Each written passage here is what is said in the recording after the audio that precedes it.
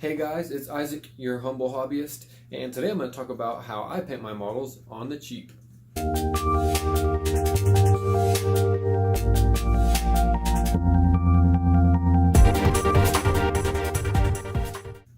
So let's dive right on in.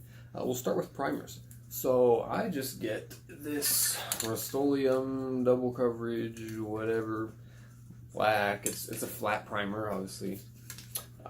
And yeah, these do great for me. They're between, I think, $3 and $4, maybe $5 for a can, and so relatively cheap, and it works great.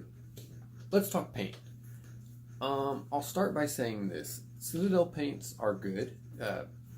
Great consistency, vibrant colors, it's quality stuff.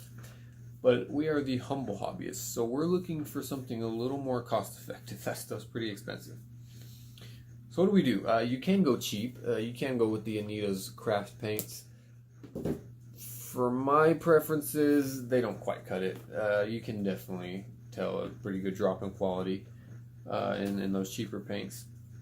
So for me, the most bang for my buck as far as quality goes would be the Folk Art line. I mean, they're good paints. You do have to thin them. I do find that just dipping my brush in the water a few times and getting some in there with the paint is usually enough. But it's good stuff. The colors are great. You can match most colors if you really want to paint the official schemes. So yeah, it's good stuff. It works wonders. At the end of the video, I'll kind of have some shots of my minis, and you can see for yourself whether you feel like it's a product you could use or not. But yeah, folk art, good stuff.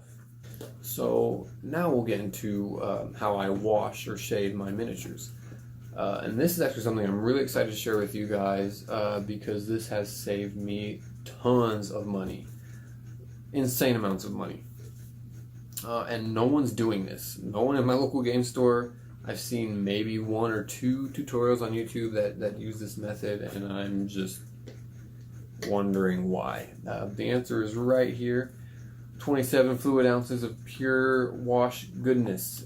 This is Pledge Floor Cleaner, multi-surface. It comes clear, but here's the cool thing. I've had this for about a year, and am not even a third of the way through this bottle. So how do you use it? Let's pretend I'm painting with this light blue right here.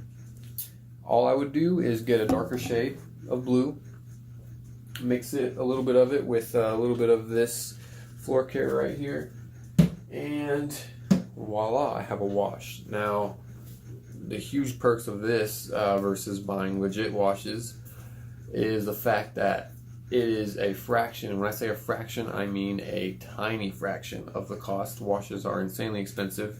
Actually, for about the same price as a bottle of wash, you're going to get this thing.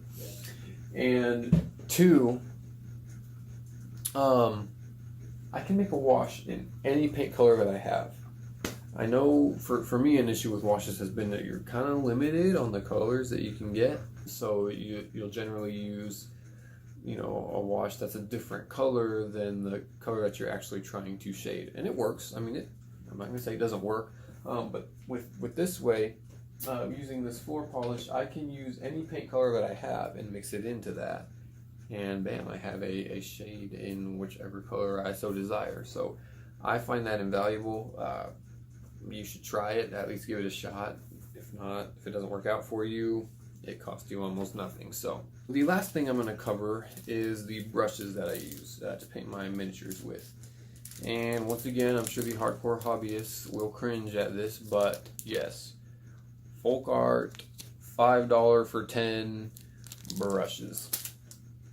I can abuse them. If I forget to clean the paint off of them, or if I don't get it all the way, heck, that brush cost me less than $1. So hey, super easy to replace. It still works. They do fray over time.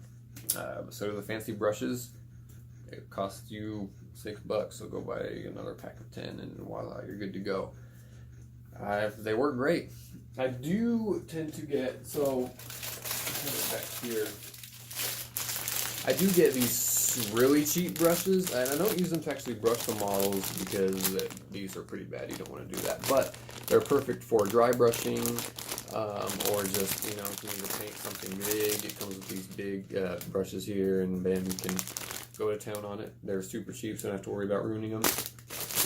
So yeah, for dry brushing, I use these real cheap ones, and then for my normal stuff, I use these almost real cheap ones.